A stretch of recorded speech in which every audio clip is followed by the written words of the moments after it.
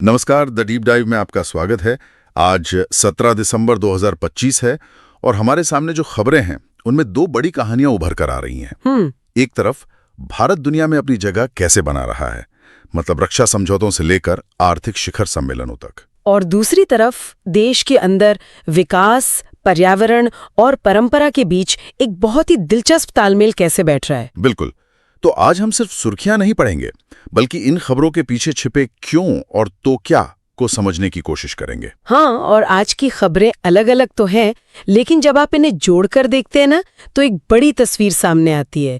ये दिखाती है कि भारत एक ही समय में कई मोर्चों पर आगे बढ़ रहा है। कई मोर्चों पर, चाहे वो दक्षिण अटलांटिक में अपनी नौसैनिक पहुंच बनाना हो या अपने ही जंगलों में आप कह सकते हैं वन्य जीवों के लिए सुरक्षित रास्ते तैयार करना हो। तो चलिए इसी बड़ी तस्वीर को समझने की शुरुआत करते हैं भारत के एक ऐतिहासिक दिन से। 16 दिसंबर को विजय दिवस मनाया गया। जी, हम जानते हैं कि ये 1971 युद्ध की जीत का प्रतीक है, लेकिन मेरा सवाल है कि आज 2025 में इस दिन के रणनीतिक मायने क्या हैं?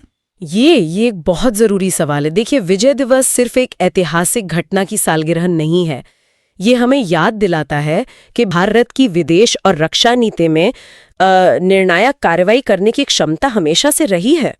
1971 में बांग्लादेश का बनना वो दक्षिण एशिया के भू राजनीतिक नक्शे को बदलने वाली घटना थी। बिल्कुल। तो आज जब हम दुनिया में भारत की बढ़ती भूमिका की बात करते हैं, तो विजय दिवस उस आत्मविश्वास और क्षमता का एक प्रतीक है। मतलब ये हमारी आज की नीतियों को भी प्रेरित करता है। बिल्कुल, उसी से प्रेरणा मिलती है। और ये आत्मविश्वास हाल ही में एक दिलचस्प रक्षा सौदे में भी नजर आया।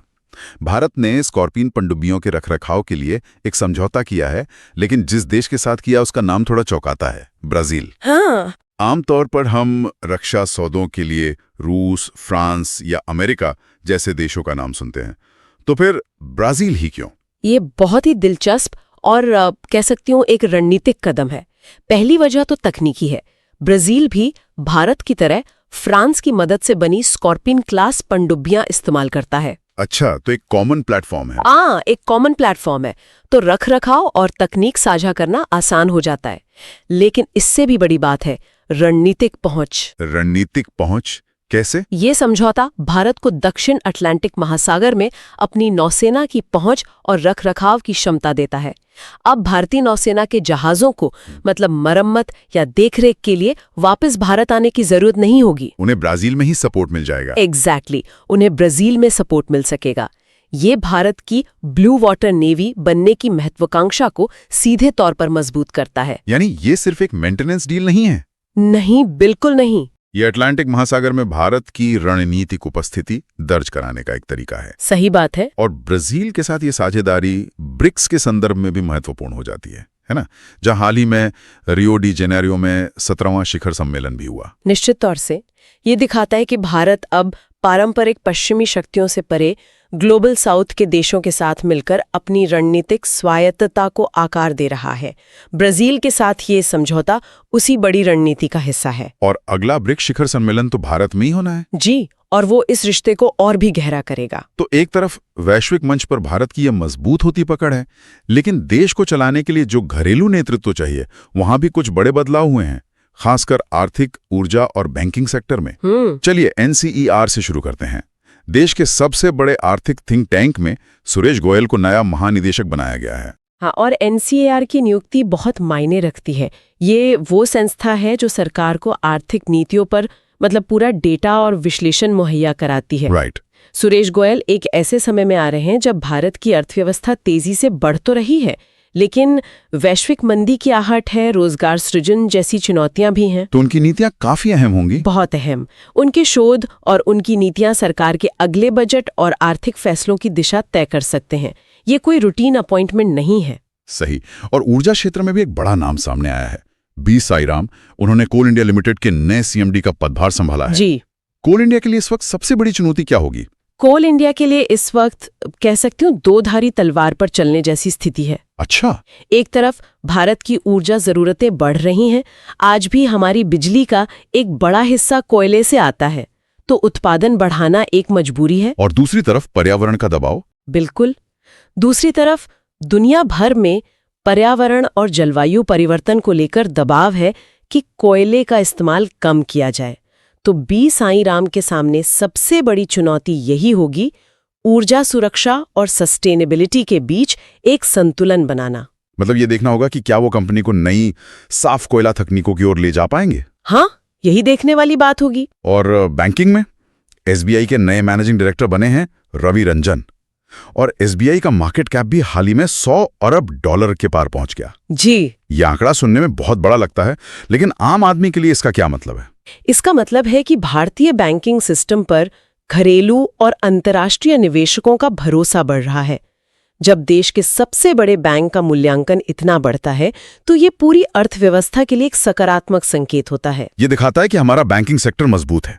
बिल्कुल, और विकास को सपोर्ट करने के लिए तैयार है। रवि रंजन के लिए चुनौती होगी कि इस भरोसे को बनाए रखें, खासकर डिजिटल बैंकिंग और फिनटेक से जो कंपटीशन मिल रहा है उसके बीच। सही बात है। तो ये नियुक्तियां सिर्फ चेहरे बदलना नहीं है, नहीं, बल्कि देश के आर्थिक और ऊर्जा भविष्य की दिशा तय करने वाले महत्वपूर्ण कदम है।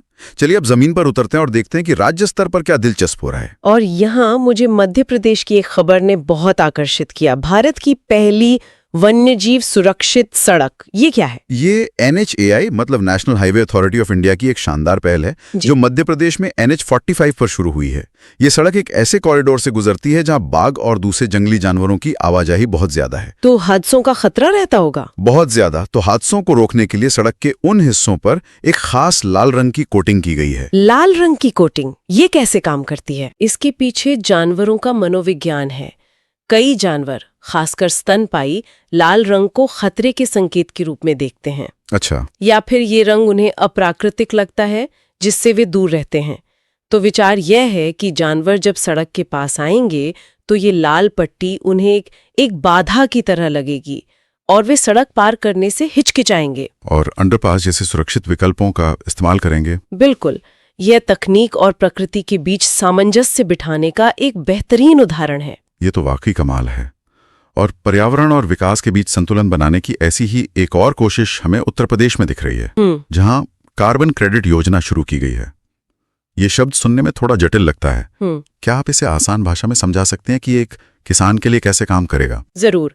मान लीजिए आप एक किसान हैं और आप पराली नहीं जलाते या अपनी खेती में जैविक खाद का इस्तेमाल करते हैं। ठीक है। तो इन तरीकों से आप पर्यावरण में कार्बन डाइऑक्साइड जाने से रोक रहे हैं। तो आपके इस अच्छे काम के बदले सरकार आपको एक सर्टिफिकेट देती है, जिसे कार्बन क्रेडिट कहते हैं। एक सर्टिफिकेट? हाँ। अब कोई बड़ी फैक्ट्री है जिसे सरकार ने कहा है कि आपको अपना प्रदूषण कम करना है। अगर वो फैक्ट्री अपना प्रदूषण कम नहीं कर पाती तो वो आपसे आपका कार्बन क्रेडिट खरीद सकते हैं। अच्छा। इस तरह फैक्ट्री नियमों का पालन भी कर लेती है और आपको, मतलब किसान को, अपनी पर्यावरण अनुकूल खेती के लिए अतिरिक्त कमाई हो जाती है। और इसमें IIT रुड़की मदद कर रहा है? जी, IIT रुड़की इस पूरी प्रक्रिया को वैज्ञानिक रूप से प्रमाणित करने में मदद कर रहा है। मतलब ये किसानों को पर्यावरण बचाने के लिए सीधे सीधे एक आर्थिक प्रोत्साहन देने का तरीका है। बहुत खूब। अब दक्षिण की ओर चलें तो तमिलनाडु में चेन्नई मेट्रो के विस्तार के लिए एशियाई विकास बैंक ने $240 मिलियन का बड़ा लोन दिया है। हाँ, ये एक बड़ा अमाउंट है। ये शहरी विकास के लिए एक महत्वपूर्ण कदम है। हाँ, और ये दिखाता है कि अंतर्राष्ट्रीय संस्थाएं भारत के शहरी बुनियादी ढांचे में निवेश करने को लेकर कितनी उत्सुक हैं। चेन्नई जैसे बढ़ते महानगर में ट्रैफिक एक बड़ी समस्या है और मेट्रो का विस्तार न सिर्फ लोगों का समय बचाएगा बल्कि प्रदूषण भी कम करेगा। बिल्कुल। ये लोन उस शहरी विकास की कहानी का हिस्सा है जो भारत के लगभग हर बड़े शहर में चल रही है। और विकास की इन बड़ी योजनाओं के बीच अपनी सांस्कृतिक जड़ों को सहेजने की भी कोशिशें हो रही हैं। जैसे छत्तीसगढ़ के बस्तर में बाइसन हॉर्न मारिया नृत्य का प्रदर्शन हुआ। ठीक। ये सिर्फ एक नृत्य प्रदर्शन की खबर से कहीं ज्यादा है ना? बिल्कुल। बस्तर का ये नृत्य उस इलाके की आदिवासी संस्कृति का एक जीवंत प्रतीक है। एक ऐसे समय में जब पूरी दुनिया एक जैसी होती जा रही है, अपनी स्थानीय और पारंपरिक कलाओं को जीवित रखना बहुत महत्वपूर्ण हो जाता है। ये नृत्य सिर्फ मनोरंजन नहीं है, ये एक समुदाय की पहचान, उसका इतिहास और प्रकृति के साथ उनके रिश्ते की कहानी कहता है। तो इसका प्रदर्शन ये दिखाता है कि आधुनिकता के साथ साथ अपनी विरासत को भी सहेजा जा रहा है। हाँ, बिल्कुल सही। और ये विरासत और परंपरा वाला थीम हमें खेल और वैश्विक संस्कृति की दुनिया में भी दिखाई दे रहा है। पहले IPL की बात करते हैं। हाँ। हर साल नीलामी में पैसों के रिकॉर्ड टूटते हैं, लेकिन इस बार ऑस्ट्रेलिया के कैमरन ग्रीन पर जो बोली लगी 25.20 करोड़, क्या ये वाकई जायज है?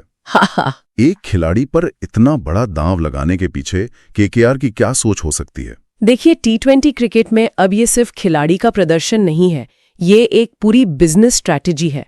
कैमरन ग्रीन एक ऐसे दुर्लभ खिलाड़ी हैं जो तेज गेंदबाजी भी करते हैं और किसी भी क्रम पर आकर विस्फोटक बल्लेबाजी भी कर सकते हैं। एक 3D खिलाड़ी? बिल्कुल, 3D खिलाड़ी। और टीम को ऐसे खिलाड़ी से जो संतुलन मिलता है वो अमूल्य है। साथ ही उनकी उम्र कम है, तो ये एक लंबी अवधि का निवेश भी है। और हाँ, ब्रांड वैल्यू भी एक बड़ा फैक्टर है। ब्रांड वैल्यू तो है ही। एक स्टार खिलाड़ी टीम के जर्सी की बिक्री से लेकर स्पॉन्सरशिप तक हर चीज पर असर डालता है। तो ये 25 करोड़ सिर्फ उनके क्रिकेट के लिए नहीं, बल्कि पूरे पैकेज के लिए है। और जहां एक तरफ पुरुषों के क्रिकेट में पैसों की बारिश हो रही है, वहीं महिला क्रिकेट में भारत की स्मृति मंधाना दुनिया की नंबर 1 वनडे बल्लेबाज बन गई हैं। बिल्कुल, और ये बहुत बड़ी उपलब्धि है। ये महिला क्रिकेट के बढ़ते कद को भी दिखाता है। हाँ, स्मृति मंधाना की सफलता भारत में हजारों लड़कियों को क्रिकेट खेलने के लिए प्रेरित करेगी। ये दिखाता है कि महिला क्रिकेट अब सिर्फ एक हाशिए का खेल नहीं रहा, मुख्य धारा में आ चुका है। हाँ, मुख्य धारा में आ चुका है और इसके खिलाड़ी भी उतने ही बड़े स्टार हैं। खेल से हटकर देखें तो एक और दिलचस्प खबर है। विश्व स्वास्थ्य संगठन मतलब WHO पारंपरिक चिकित्सा पर अपना दूसरा वैश्विक शिखर सम्मेलन नई दिल्ली में आयोजित कर रहा है। जी। एलोपैथी पर हावी दुनिया में WHO पारंपरिक चिकित्सा पर इतना ध्यान क्यों दे रहा है? क्योंकि WHO ये महसूस कर रहा है कि स्वास्थ्य का मतलब सिर्फ बीमारी का इलाज करना नहीं है, बल्कि ये समग्र कल्याण है, होलिस्टिक वेलबींग। बिल्कुल। योग, आयुर्वेद, चीनी चिकित्सा जैसी हजारों साल पुरानी पद्धतियां इसी समग्र दृष्टिकोण पर आधारित हैं। हाँ। कोविड के बाद दुनिया भर में लोगों की दिलचस्पी निवारक स्वास्थ्य मतलब प्रिवेंटिव हेल्थ केयर और इम्यूनिटी बढ़ाने में बढ़ी है। सही बात है। तो WHO अब इन पारंपरिक ज्ञानों को वैज्ञानिक प्रमाणों के साथ परख कर आधुनिक स्वास्थ्य प्रणालियों में एकीकृत करना चाहता है। और भारत के लिए ये एक बहुत बड़ा अवसर है। बिल्कुल, क्योंकि हम पारंपरिक चिकित्सा के एक बड़े केंद्र हैं। और पारंपरिक चीजों को वैश्विक मान्यता मिलने का इससे बेहतर उदाहरण क्या होगा कि इटली अपने राष्ट्रीय व्यंजनों के लिए यूनेस्को की मान्यता पाने वाला पहला देश बन गया है। हाँ, ये अद्भुत है। ये बताता है कि खाना सिर्फ पेट भरने की चीज नहीं है, ये किसी भी देश की संस्कृति, उसके इतिहास और पहचान का एक अभिन्न अंग है। यूनेस्को की ये मान्यता इटली के पिज्जा और पास्ता को एक सांस्कृतिक विरासत का दर्जा देती है। और ये दुनिया भर के अन्य देशों को भी प्रेरित करेगा। बिल्कुल, अपनी पाक कला को सहेजने और बढ़ावा देने के लिए। तो आज की हमारी चर्चा को अगर समेटे तो एक तरफ भारत ब्राजील के साथ रक्षा समझौते करके दुनिया में अपनी पहुंच बढ़ा रहा है, और दूसरी तरफ मध्य प्रदेश में एक लाल सड़क बनाकर अपने बागों को बचा रहा है। सही।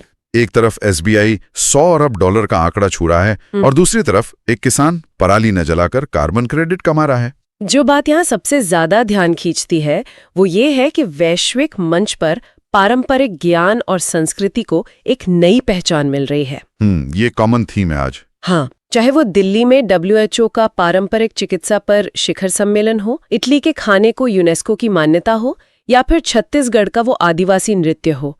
ऐसा लगता है कि दुनिया जितनी तेजी से भविष्य की ओर भाग रही है, उतनी ही मजबूती से अपनी जड़ों को भी पकड़ना चाहती है। और यहीं पर मैं आज की बातचीत को एक सवाल के साथ छोड़ना चाहता हूं। जरूर।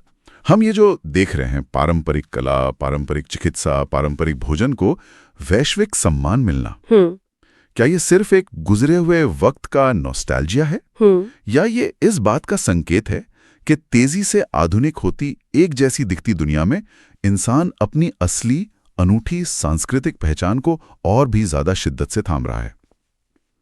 इस पर विचार करने के लिए इसे यहीं छोड़ते हैं।